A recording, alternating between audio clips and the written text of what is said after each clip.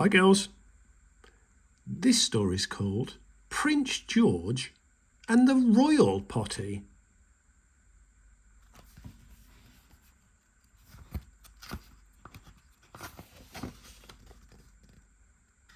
Prince George was the nicest of children. He was clever and funny and happy. He toddled around his royal palace, dressed up in his crown and his nappy. He's even got a royal dog, look. He ate all his breakfast and dinner. He always said thank you and please. He smiled for the ladies in waiting and never got mud on his knees. He's got mud everywhere else. "Now, Georgie," the Queen said one morning, "one day you'll grow up to be king.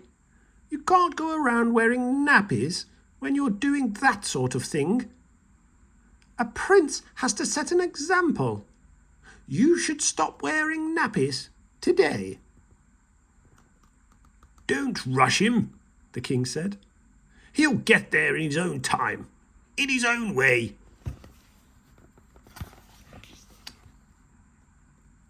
That evening, Prince George's big cousin, a knight called Sir Brian the Bold, was boasting about his adventures hunting dragons and gold. "Oh, please may I come?" the prince begged him. "Hunting for dragons sounds neat." "Just put on some armour," smiled Brian. "You can sit in the passenger seat." The prince tried to squeeze on his armour, but the smart, shiny suit was too tight. It wouldn't fit over his bottom. "That's easily fixed," said the knight. "You need to start using your potty if you're going to go and come on a quest. Brave knights don't wear nappies when hunting.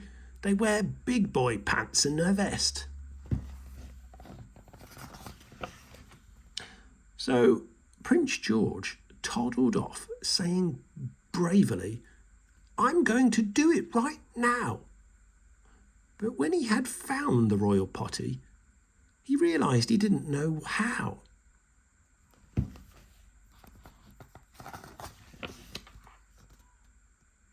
The next day, the prince sat by his window to watch the royal guards marching by. They all looked so smart and exciting. Prince George thought he'd give it a try. Oh, look, they're having milk to drink.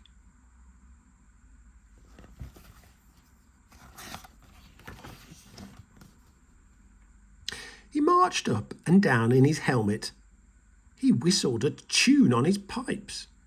He felt so important and snazzy, dressed up in long trousers with stripes.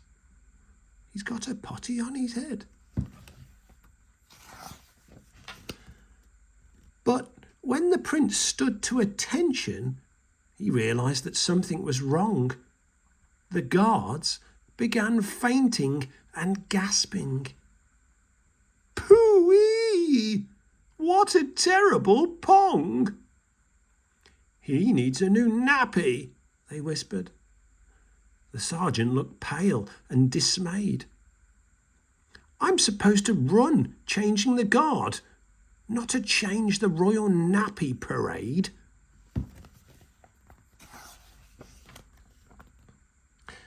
Prince George said, "I'll use the royal potty. Then I'll march with the guards and catch the dragons and wear big boy pants just like you." But try as he might, he was baffled. He still couldn't work the daft thing, so he had an enormous royal tantrum. The sergeant cried, "Quick, fetch the king!"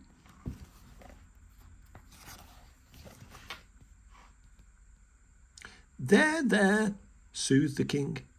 "Don't you worry.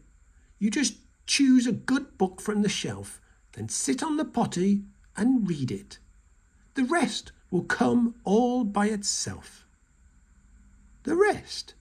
asked George in confusion. "Just sit," smiled the king, "and you'll see." So the prince settled down on the potty.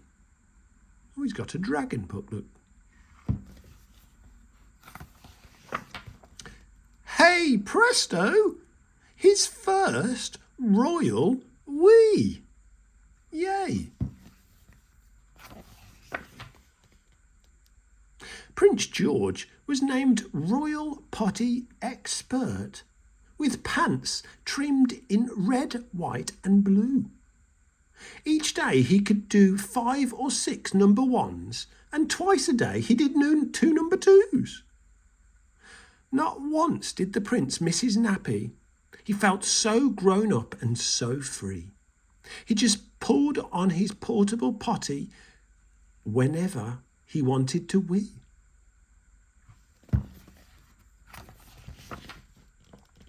So if you want to go on adventures and wear proper pants on your body, try copying little Prince George and learn how to wee on your potty. The end.